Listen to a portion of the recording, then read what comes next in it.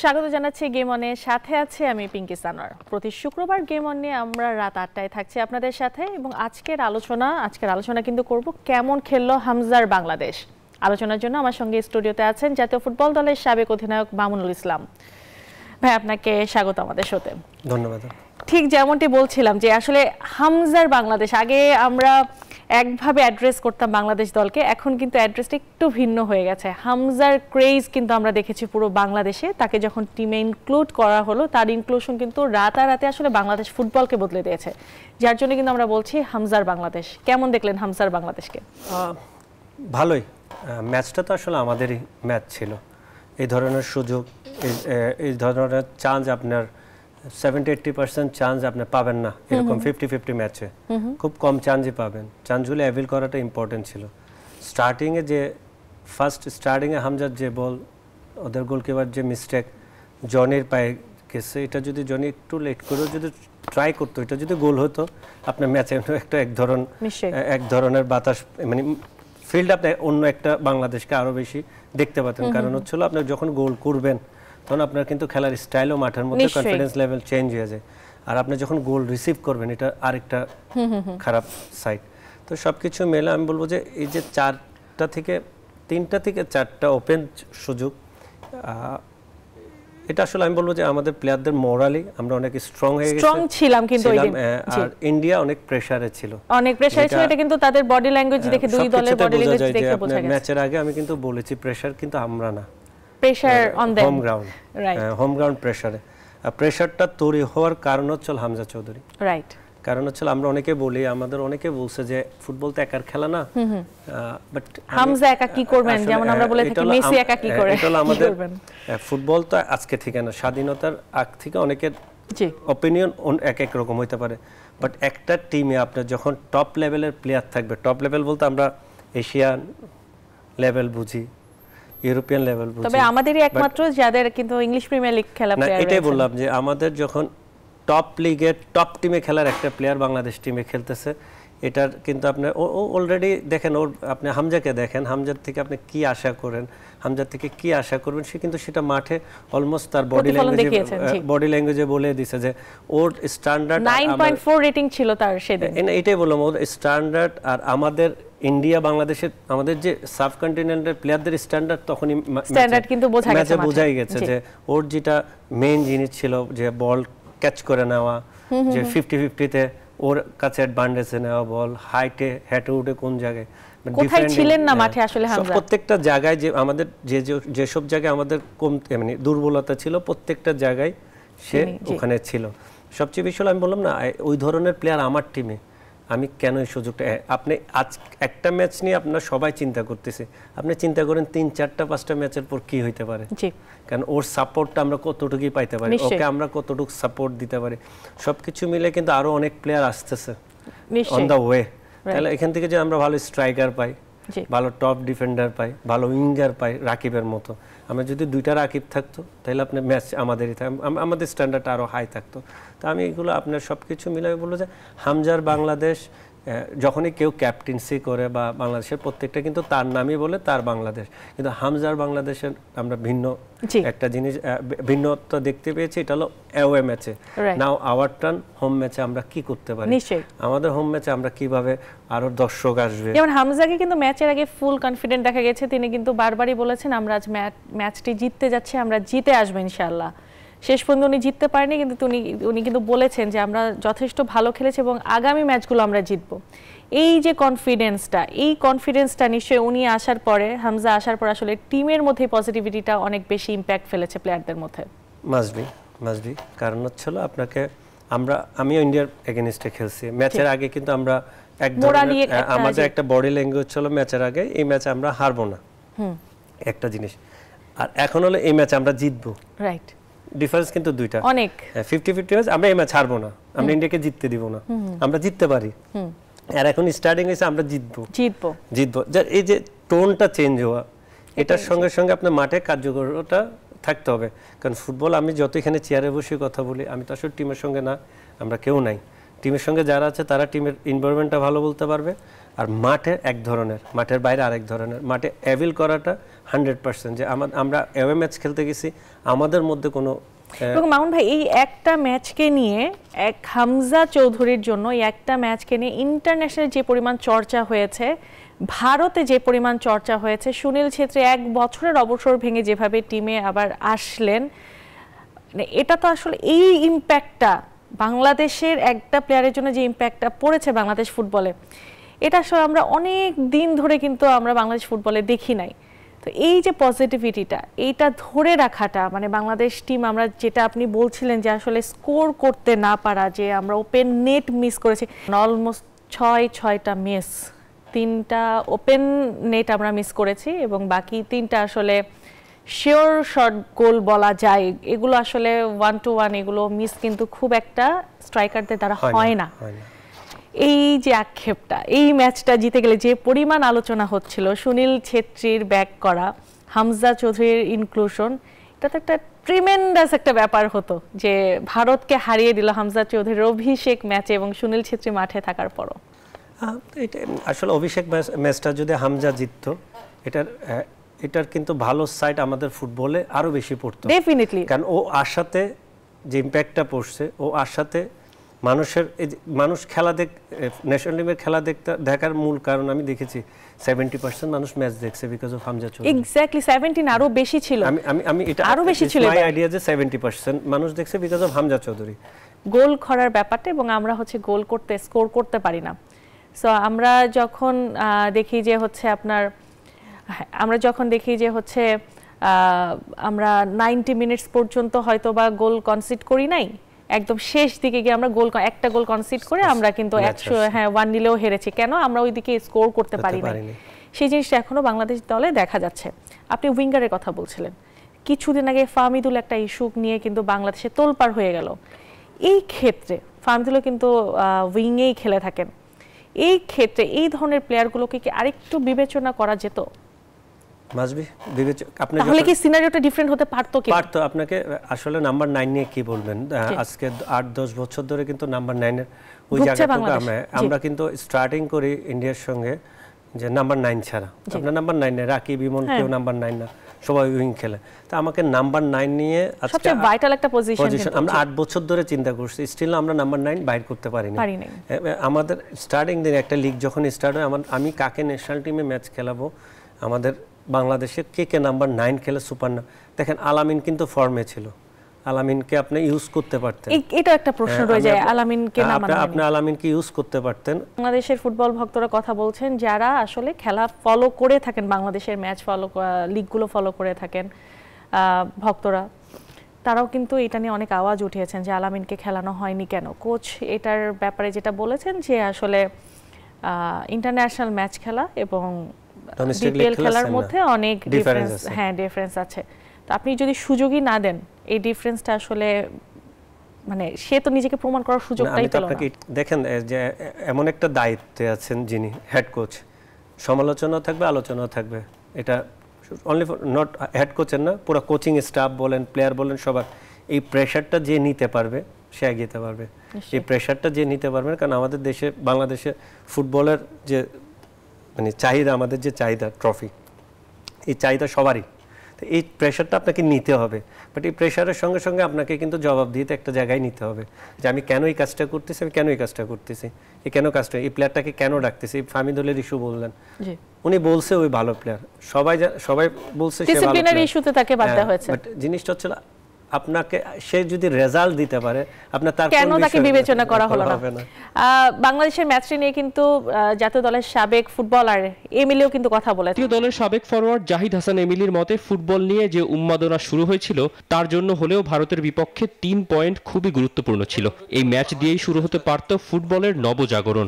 Because Hamza আসার পর of the field যেভাবে ফুটবলের হাইপ তৈরি হয়েছিল, ম্যাচটা যদি জিততে পারতাম, আপনি চিন্তা করতে পারতেন না ফুটবলটা আসলে কোন অবস্থায় চলে যায়। ইন্ডিয়াকে হারিয়ে এশিয়ান কাপ বাছাই পর্বের প্রথম ম্যাচ জয়, ফুটবলের একটা জাগরণ তৈরি করে ফেলতে পারতাম।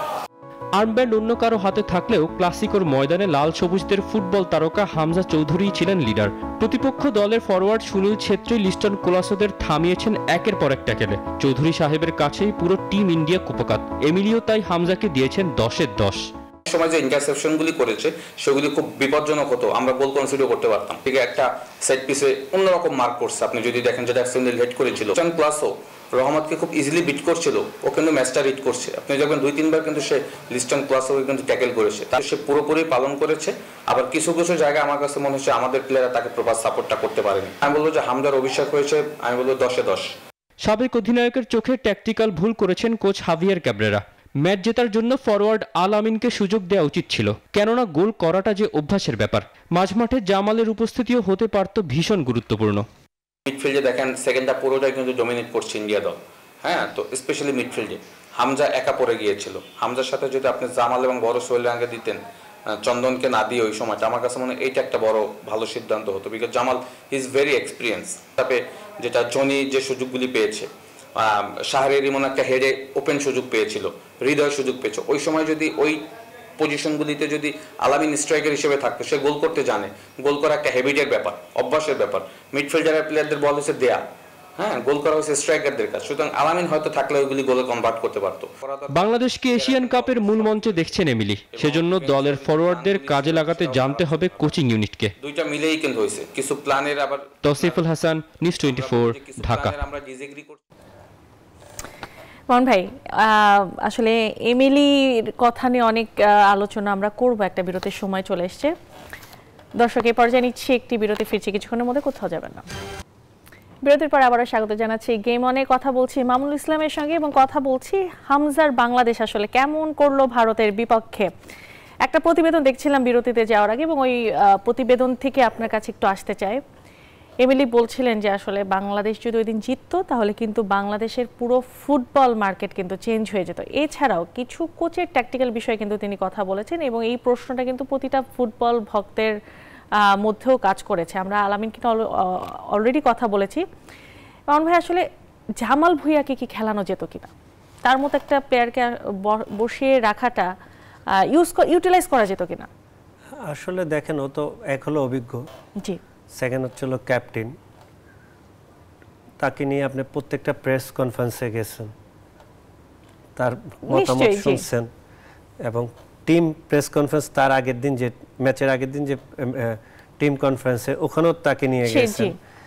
তাকে আপনি 11 দেন না, বাট আপনি তাকে চেঞ্জিং এর সুযোগ ছিল, স্পেস ছিল, জি, খেলানোর স্পেস ছিল। এখন আপনি সব জায়গায় তাকে খেলানোর স্পেস ছিল বলছেন, একটু যদি দর্শকদের জন্য বলেন যে কোন স্পেসে, কারণ এটা নিয়ে কিন্তু অনেক কথা হয়েছে যে হামজা খেললে জামাল ভুঁইয়া কোন পজিশনে খেলবেন। না, এটা হচ্ছে আপনার হামজা খেললে জামাল খেললো না, কারণ জামালের ফিটনেস, আদার্স, জামাল লিগের সেকেন্ড লিগে এসে একটা ম্যাচ খেলছে, সবকিছু বিষয় নিয়ে, জামালের সব ভালো সাইডগুলি নিয়ে যদি বলা হয় যে ঠিক আছে জামাল 11-এ খেললো না, হৃদয় পারফর্ম করতেছে, হামজা খেলতেছে, এইভাবে মুরসালিন অনেক ম্যাচ খেলে নাই। মুরসালিনে আমি আশা করি না মুরসালিন টিমে থাকবে, বাট আই থিঙ্ক তারা ট্রেনিং সেশনে খুব ভালো করছে, তাকে দেওয়া।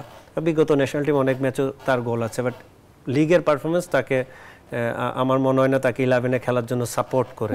বাট ট্রেনিং সেশনে নিশ্চয় তার ভালো ছিল, কারণ ট্রেনিং সেশন আমরা কেউ দেখি নাই। এই যে চেঞ্জিং এর সময় যখন মুরসালিন ওই ম্যাচ না খেলার কারণে, লং টাইম ম্যাচ না খেলার কারণে মুরসালিনের কি হলো, 60-70 মিনিট পর তার ফিটনেস, কোচ কিন্তু বললো যে ইন্টারন্যাশনাল ম্যাচ আর আমাদের দেশের ম্যাচ সেম না, এটা আমরা সবাই জানি। পারফর্ম করে যাচ্ছে, হৃদয় একটা মিস করছে, এটা আসলে কেউ আশা করে না হৃদয় বল মিস করবে, মানে কেউ না, অন্য কোনো প্লেয়ার থাকলেও সেটা আশা করার জায়গা না।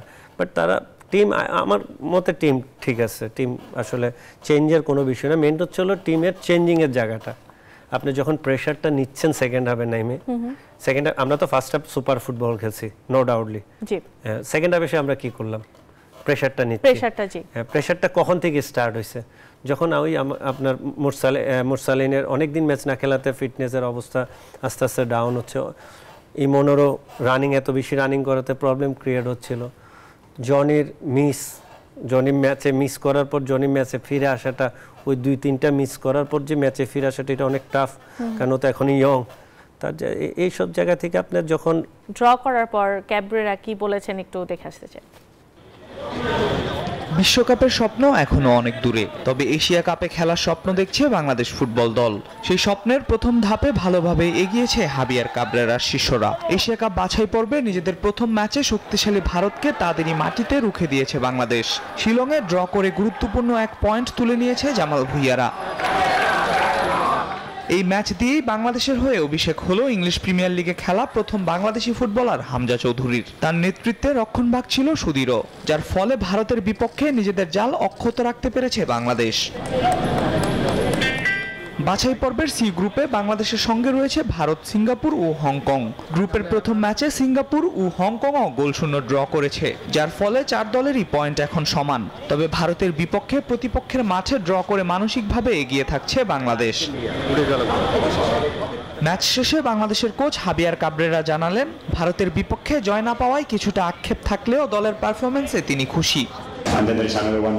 প্রথমার্ধে আমরা গোলের সুযোগ মিস করেছি, না হলে ম্যাচটি জিততে পারতাম। তবে ভারত এই গ্রুপের সবচেয়ে শক্তিশালী দল, তাদের মাঠে 1 পয়েন্ট পাওয়া আমাদের জন্য ইতিবাচক। আমরা এশিয়া কাপে খেলতে চাই। ম্যাচে বাংলাদেশ একাধিক গোলের সুযোগ তৈরি করেছিল, তবে ফিনিশিংয়ের দুর্বলতার কারণে তা কাজে লাগাতে পারেনি। আমরা অনেক সুযোগ তৈরি করেছি, 4-5টি নিশ্চিত সুযোগ ছিল, কিন্তু দুর্ভাগ্যবশত আমরা কোনো সুযোগ কাজে লাগাতে পারিনি। তবে ভারতের মাঠে এতগুলি সুযোগ তৈরি করাটা আমাদের জন্য ইতিবাচক দিক। এশিয়া কাপে খেলার স্বপ্ন বাঁচাতে হলে এখন গ্রুপের বাকি ম্যাচগুলোতে ভালো করতেই হবে বাংলাদেশকে। তবে শিলংয়ে পাওয়া এই পয়েন্ট আত্মবিশ্বাস বাড়িয়েছে জামাল হামজাদের। আল মাহমুদ ফাহিম, নিউজ 24।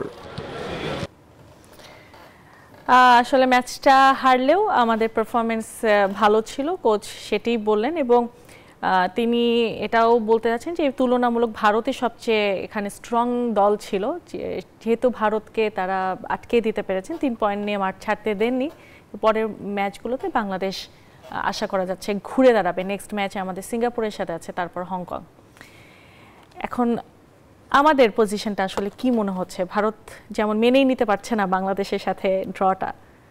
না, মেনে না নেওয়ার তো কারণ নাই। লাস্ট বিগত আপনি 4-5টা ম্যাচ যদি ইন্ডিয়া বাংলাদেশের খেলা দেখেন, বেশিরভাগই ম্যাচে ড্র হয়েছে। কারণ প্রত্যেকটা ম্যাচে বাংলাদেশে এগিয়েছিল। আপনি যদি বলেন 2011 সাফ না 11 না 9 সাফে নেপালে আমরা 1 গোলে এগিয়েছিলাম। শেট্রি 95 মিনিটসে গোল করে 1-1 করলো। তারা হারলে বাদ ওই গ্রুপ থেকে আমরা উঠে আসি। তারপর হচ্ছিল আপনার গোয়াতে ফ্রেন্ডলি ম্যাচে, যে তোদের নতুন স্টেডিয়ামে একটা ফিফা ফ্রেন্ডলি হয়েছিল, 2-1 আমরা এগিয়েছিলাম। লাস্ট মন্ডে সুনীল শেট্টির গোলে 2-2 হয়েছে। সবসময় শেষ মুহূর্তেই সল্ট লেগে 1-0 গোলে আগাইছিলাম। 75 না 81 মিনিটে গোল রিসিভ করছি। তা এখানে আক্ষেপের কিছু না। এখানে এবার সুনীল ছেত্রী নিশ্চয়ই একটা আক্ষেপ রয়ে গেল। মাস্ট বি আপনাকে মানে আপনার হোমে আপনি যখন জিততে পারবেন না, হোম এন্ড ওয়ার ম্যাচের সুবিধাটা তো এটাই, আপনি আপনার হোমের সুবিধাটা নেবেন। এটা ওয়ার্ল্ড ফুটবলে যেখানে দেখেন, ইংলিশ ইউএফএ চ্যাম্পিয়ন্স লিগে দেখেন যে হোমে তারা অ্যাওয়েতে হারা আসে 3-4 গোলে, আবার হোমে এসে 5-0 গোলে, মানে হোম এন্ড ওয়ার সুযোগটা আপনি নেবেন, তারা ওইটা নিতে পারে নাই। সেটা আমাদের ফেভারে ছিল। এখন আমাদের হোমে আমরা কি করতে পারি সেটা আমাদের বিষয়। এখানে আক্ষেপের কিছু নেই। ফুটবল আপনি ভালো খেললে ম্যাচ জিতবেন, ভালো না খেললে ম্যাচ জিতবেন না। তাদের থেকে আমরা সুযোগ বেশি পেয়েছি, তাই আমরা আক্ষেপ তো আমাদের থাকা উচিত যে আমরা সুযোগ বেশি পেয়েছি, আমরা সুযোগগুলি কাজে লাগাতে পারিনি। তারা এমন সুযোগই পায় না, আপনার 50-50ও পায়নি। জাস্ট একটা সেট পিছে, তাও ওটা আমি মনে করি ভারতের কোচ কিন্তু বলেছে যে আমাদের কপাল ভালো ছিল যে বাংলাদেশ গোল করবে। হ্যাঁ, গোল করে। এটা আপনাকে বাস্তবতা, এটা মেনে নিতে হবে। এখানে আক্ষেপের কিছু নেই। এখন হলো আমাদের ফিরে দাঁড়াটা। আমরা গ্রুপে বললো না আমাদের এশিয়া কাপ খেলার একটা সুযোগ আছে, এই সুযোগটা আমরা কিভাবে কাজে লাগাতে পারি। নিশ্চয়ই। মামুন ভাই, আরেকটা বিরতির সময় চলে এসেছে। দর্শক, আরো একটি বিরতিতে যাচ্ছি, কোথাও যাবে না, ফিরছি কিছু না। বিরতির পর আবার স্বাগত জানাচ্ছি। গেম অনে কথা বলছি মামুনুল ইসলামের সঙ্গে। হামজার বাংলাদেশ কেমন করলো ভারতের বিপক্ষে, এবং সামনে আসলে এশিয়ান বাছাই পর্বে কেমন করবে বাংলাদেশ, সেটা নিয়ে কথা বলছিলাম। মামুন ভাই, যেটা বলছিলাম যে আসলে তুলনামূলক কোচ বললেন যে শক্তিশালী দল ভারত, যাকে তারা আসলে বাংলাদেশ রুখে দিয়েছে। সামনে আছে সিঙ্গাপুর অ্যান্ড হংকং। আপনার সঙ্গে অফিয়ারে কথা হচ্ছিল, আপনি কিন্তু বলছিলেন যে সিঙ্গাপুর কিন্তু স্ট্রং টিম, আপনিও খেলেছেন তাদের এগেইনস্টে, কি মনে হচ্ছে? সিঙ্গাপুর হংকং মাস স্ট্রং টিম, বাট আপনাকে স্ট্রঙ্গার দেন মানে ইন্ডিয়া কিনা, ইন্ডিয়া থেকে স্ট্রং, বাট আপনাকে বুঝতে হবে মানে হোম ম্যাচে, আমাদের হোম ম্যাচে তারা কি করতে পারবে।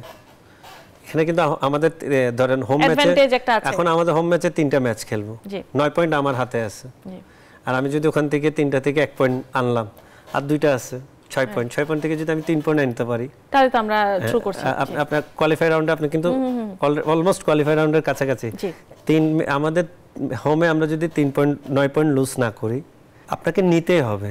আপনার যদি কোনো কিছু চেঞ্জ করতে হয়, আপনাকে চ্যালেঞ্জ নিতে হবে এবং আপনাকে কাজ করতে হবে। কাজ ছাড়া আপনি কোনো কিছু পারবেন না, কারণ কষ্ট ছাড়া আপনি কোনো সময় এগিয়ে যেতে পারবেন না। এই 2 মাস তো আমাদের কষ্ট করতে হবে। কেউ ক্লাবে করবে প্লেয়াররা, এরপর ন্যাশনাল টিম নিয়ে আপনাকে চিন্তা করতে হবে যে ক্লাবে ট্রেনিং করতেছে, ক্লাবই করতেছে, সব কিছু লিগ খেলতেছে, তা না। আমাদের তো ওই ডিফারেন্স লিগ আর ইন্টারন্যাশনাল ডিফারেন্স, তখন আপনাকে ওইভাবে রেডি করতে হবে। আমার প্লেয়ারটা লিগে ক্লাবে ইনজুরি হচ্ছে নাকি, আমার এখনই বাইর করতে হবে আমার নেক্সট 23 বা নেক্সট 30 কি হইতে পারে।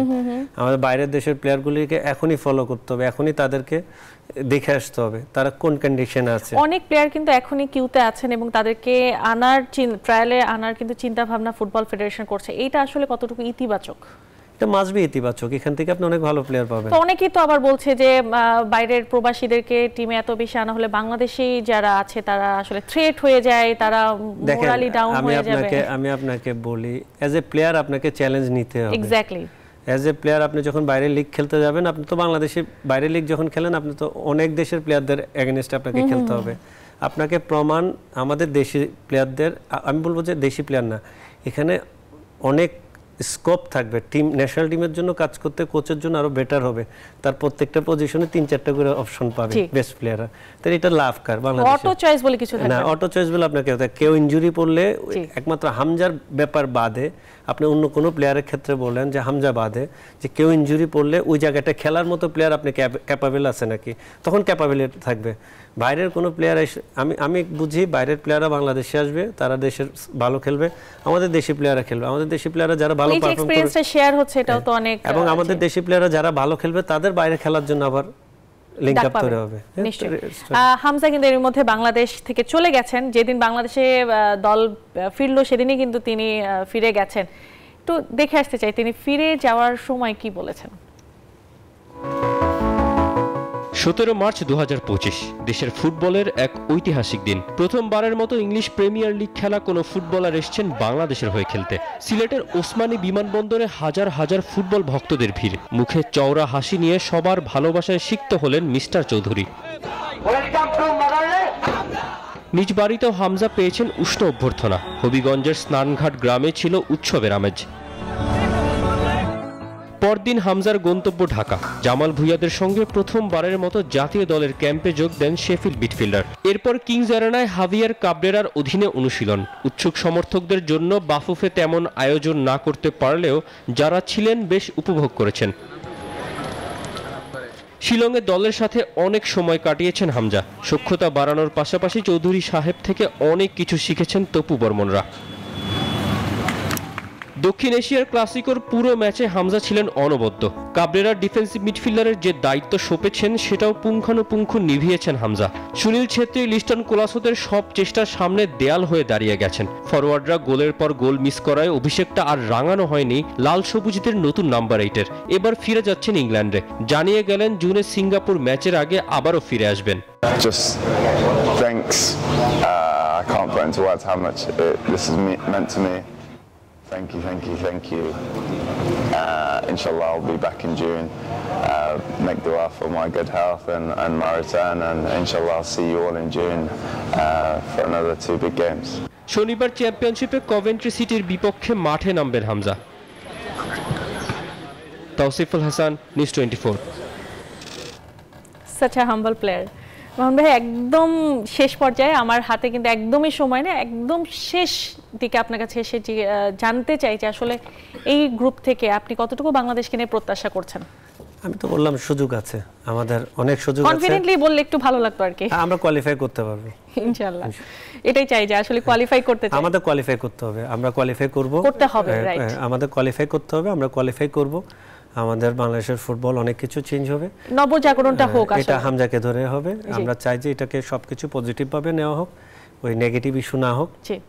আসলে ফুটবল নষ্ট হবে, এগুলো আসলে জাস্ট কথার কথা, এগুলা থেকে বাইরে হতে হবে। এগুলা থেকে বাইরে, এই মন মানসিকতা থেকে বের হতে হবে। আমাদের ফুটবল নিয়ে কাজ করতে গেলে যারা ফুটবল নিয়ে কাজ করবে, ফুটবল সাপোর্টার আছে, আপনারা গণমাধ্যম আছেন, আপনাদের মধ্যে সবকিছু পজিটিভ ইস্যু নিয়ে কথা বলা, পজিটিভ ইস্যু নিয়ে কেমনে টিম সাপোর্ট পাবে, নিশ্চয়ই এটাই আমরা এক্সপেক্ট করব যে আসলে বাংলাদেশ এই হামজার বাংলাদেশ আসলে আমাদেরকে আরেকটু আনন্দে ভাসাক, যেভাবে আমরা ক্রিকেট পাগল একটা দেশ হয়েছে এবং ফুটবল নিয়েও আসলে চর্চাটা আরেকটু বাড়ুক, সেটাই আশা করব। মান ভাই, আপনাকে অনেক অনেক ধন্যবাদ আজকে আমাদেরকে সময় দেওয়ার জন্য। দর্শক, আজকে এখানেই শেষ করছি গেম অন। আগামী শুক্রবারে একই সময় ফিরে আসবো গেম অন নিয়ে। ভালো থাকবেন, সুস্থ থাকবেন।